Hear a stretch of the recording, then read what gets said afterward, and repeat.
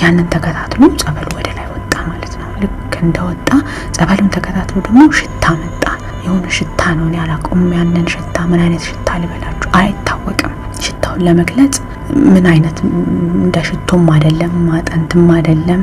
ሽታው ምን ይሸቱኝ አቅም ያ ሽታ እና ጸበሉ ልክ የመጀመሪያው ቱፍቱፍ ብሎ እንደወጣ በስር በኩል በተቀመጥኩበት በስር በኩል ሲመጣ ይታወቀኛል። ከጀርባዬ የተወሰነ ነገር ነክቶኛል። ከዛ ግን ያ ሽታ ሲመጣ በአፍንጫዬና በአፌ ሲገባ ጉሮሮዬ ላይ ነቅ ሲያረገኝ ይሰማኛል። በቃ ምንም ለመተንፈስ ስቸገር ለመተንፈስ ከራሴ ጋር ስታገል በቃ ነፍሴ ከስጋዬ ልቤ እንዲምንጥቅ ብላ ስትወጣ ይታወቀኛል።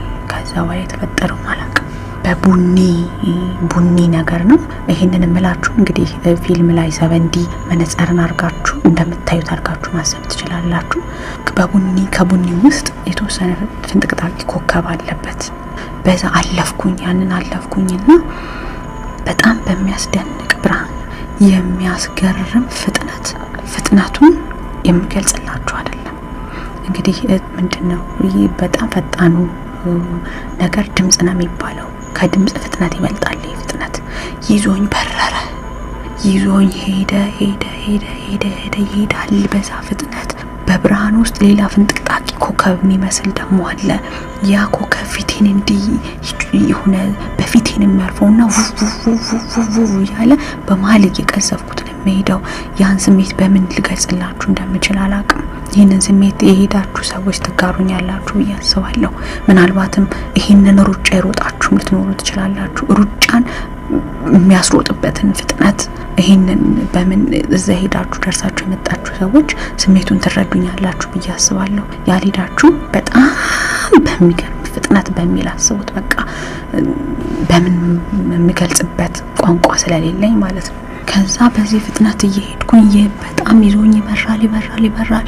ያ ፍንጥቅጣቂ ኮከብ በፊቴን እየመታኝ እንዲህ እየጮረፈኝ ነው የሚያልፈውና ከጎኔ ደግሞ የስላሴዎች የስዕል አድን ቀይ የለበሱበትን ስዕል አድን ያ በዛ ፍጥነት በምሮጥበት ፍጥነት ከጎኔ ያለ ይከተለኛል። በጣም ይከተለኛል። ጌታ ሆይ አሳምነኝ፣ እኔ አንተን ማወቅ ፈልጋለሁ፣ አንተን ማመን ፈልጋለሁ፣ ጌታ ሆይ አንተን ማምለክ ፈልጋለሁ፣ አንተን መከተል ፈልጋለሁ ነው የምለው። እዚህ ላይ አንድ ነገር መናገር የምፈልገው እኔ ከባህር ዳር ስነሳ ለስጋዊ ፈውስ ለእግዚአብሔር ይመስገን ያን ያክል የሚያስጨንቅ በሽታ የለብኝም። ጤነኛ ነኝ። አልፎ ከሚከሰቱ አንዳንድ ጉንፋንና መሰል በሽታዎች ውጪ እግዚአብሔር ይመስገን እንደዚህ ጸበል የሚያስኬድ በሽታ ገጥሞኛ አቅም ግን ጸሎት በማደርግበት ጊዜ የሚጋፋኝ መንፈስ እንዳለ ይሰማኛል። ጸሎት ሳደርግ ማነው እግዚአብሔር ማነው ታውቂዋለሽ ወይ? ለምንድነው የምትጸልይ? ከሞት በኋላ ህይወት አለ ወይ? ለምንድነው የምትለፊ? ስላሴዎች ማን ናቸው? ሰይፈ ስላሴን ጸሎት ሳረግ ስላሴዎች ማን ናቸው? እና አብ ወልድ መንፈስ ቅዱስ እንደዚህ አብ ወልድ መንፈስ ቅዱስ የሚለው ጋር ስደርስ ጸሎት መጽሐፉን ወርውሪ የሚያሰኘኝ ሁሉ ስሜት ይመጣል። ያንን መቋቋም አልችልም። በቃ ሄጭላለሁ። በቃ ውፍ ደግሞ ቦታ ልደርስ ነው። ሰይፈ ስላሴ የሚባለው አብ ወልድ መንፈስ ቅዱስ የሚልበት ቦታ ላይ ስደርስ ከጀርባዬ ነው በቃ ይከተክተኛል፣ ጀርባዬን ያልበኛል። እንዲህ አይነት ስሜት ይሰማኛልና እግዚአብሔር ይመስገን ዘመን ባፈራው ቴክኖሎጂ ዩቲዩብ ላይ ስለ መንፈስ አሰራር የምከታተለው ነበረ።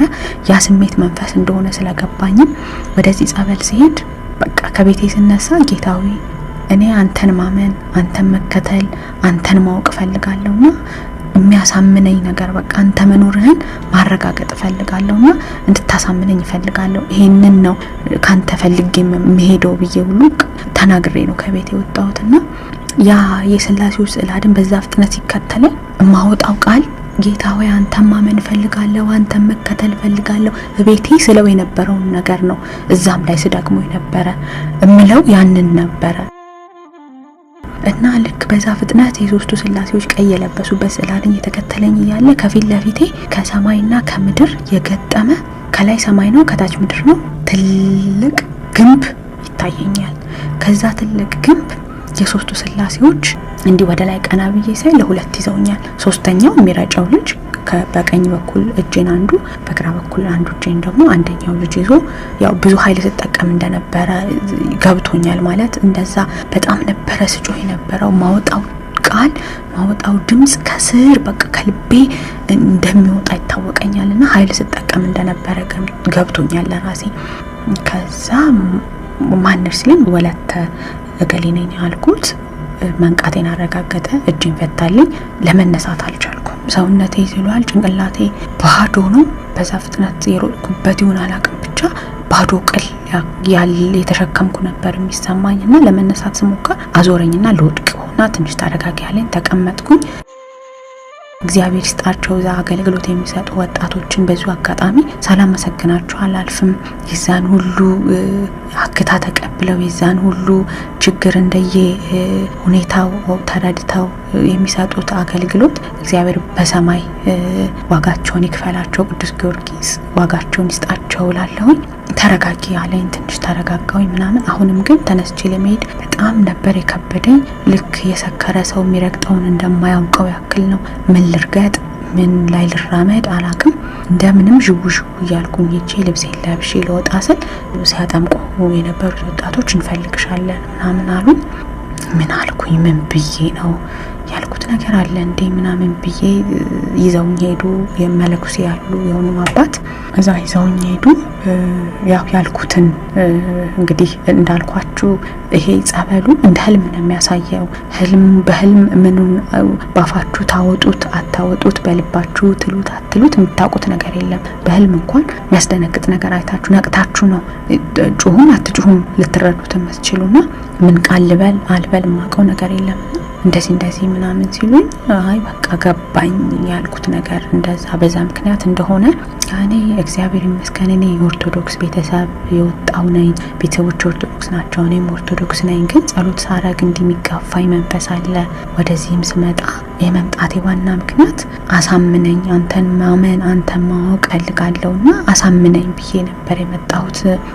ለመንፈሱ መልስ ፈልጋለሁ። ከዛ በኋላ እንዳይጋፋኝ መንፈሱ እንዲያፈር ፈልጋለሁ። ለዛ ነበር የመጣውና ሰይፈ ስላሴንም ሳነብ እንዲ አቦል መንፈስ ቅዱስ እንደዚህ አቦል መንፈስ ቅዱስ ስል ዛዝ ላይ ስደርስ አያስነበበኝም ይጋፋኛል ምናምን አልኳቸው። ያው የስላሴ ሰይፍም እንደመሆኑ መጠን ሰይፈ ስላሴ ከባድ ጸሎት እንደሆነ ያንን ስትይ ብዙ ስሜት ሊሰማ እንደሚችል ያ ግን መንፈሱ የሚያረገው ስሜት እንደሆነ ተረዳሁኝ። አስረዱኝ። በቃ በደንብ ጠንክሪ፣ ጸሎትሽን በደንብ አድርጊ፣ ሰይፈ ስላሴን በደንብ ሳታቋርጪ በርትተሽ ጸልይ ምናምን ብለው አሰናበቱኝ። በስላሴዎች ቀን እንዳልኳችሁ ጥቅምት 7 ነበረ ወደ ጸበሉ ወደ በርሜል የገባሁት። በስላሴዎች ቀን ክብር ለማይገባኝ ለኔ እግዚአብሔር እንደሚያውቀኝ፣ እግዚአብሔር እኔን እንደሚፈልገኝ፣ እግዚአብሔር እኔን ልጁ እንደሆንኩኝ እኔ ያውቀኛል ወይ እኔ አንድ ተራ ሴት ብኖር ባልኖር ብጠፋ ባልጠፋ ለሱ ለካ ይደንቀዋል፣ ለካ እግዚአብሔር ያውቀኛል። የተሰማኝን ስሜት ልገልጽላችሁ አልችልም። በቃ እግዚአብሔር እንደሚያውቀኝና እንደሚፈልገኝ የተረዳውበት ቀን ነው። እግዚአብሔር እኔን ያውቀኛል ይፈልገኛል የሚለው ስሜት ውስጤ ላይ አልጠፋምና ያለቀስኩት ለቅሶ አሁን ድረስ ይታወሰኛል። በጣም ነበር ያለቀስኩት። በጣም ያውቀኛል፣ ለካ እግዚአብሔር እኔን ያውቀኛል፣ በቃ ያውቀኛል የሚለው ስሜት ነው ለኔ ለማይገባኝ ለኔ እኔ አመንኩት አላመንኩት ኖረ ብዬ አመንኩት የለም ብዬ ካድኩት ለኔ ምንም ለማይገባኝ ሰው እኔን ለማሳመን ብሎ የማይገባኝን ነገር ለኔ ስላደረገልኝ በጣም ነበረ የተሰማኝ፣ በጣም ነበር ያዘንኩት፣ በጣም ነበር ያለቀስኩትና ጥቅምት 7 የስላሴዎችን አይቼ የስላሴዎችን ድንቅ ታምር ድንቅ ስራዬን መልሴንም አግኝቼ በመጀመሪያው ቀን የተጸበልኩት ጸበል ይሄንን ይመስላል። የሁለተኛውን ቀን ደግሞ በሚቀጥለው ይዤላችሁ እቀርባለሁ። ስለተከታተላችሁኝ አመሰግናለሁ። እናንተም በቦታው ሄዳችሁ ለፈውስ እንድትበቁ እግዚአብሔር ቦታውን እንድትረገጡት እንዲያደርጋችሁ እግዚአብሔር ፈቃዱ ይሁን። ይህንን ምስክርነት እንድሰጥ እድሉን ስላገኘሁኝ ለልዑል እግዚአብሔር ለቅዱስ ጊዮርጊስ ምስጋና ይድረስ። ይህንን እድልም ለሰጠኝ ለዚህ ገጽ አመሰግናለሁ።